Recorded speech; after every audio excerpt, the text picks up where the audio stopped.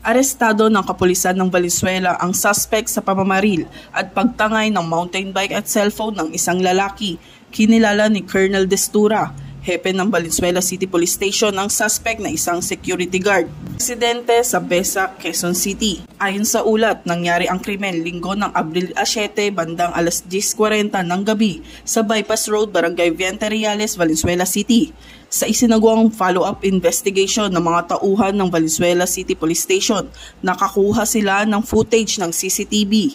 Kaya nakita ang suspect kung saan siya dumaan pagkatapos ng insidente at positibong kinilala ang naarestong suspect na siyang bumaril sa biktima. Na-recover mula sa kanya ang mountain bike na nagkakahalaga ng 8,000, cellphone na may halaga na 7,500 at baril na ginamit sa krimen, isang kalibre 38 na may lamang 4 na bala at naharap na sa inquest proceeding ngayong araw sa kasong robbery with homicide. Mula rito sa Northern Police District, ako po ang inyong PNN correspondent, Patrolwoman Glycelan Esperanza, alagad ng batas, taga-taguyod ng Balitang Pulis.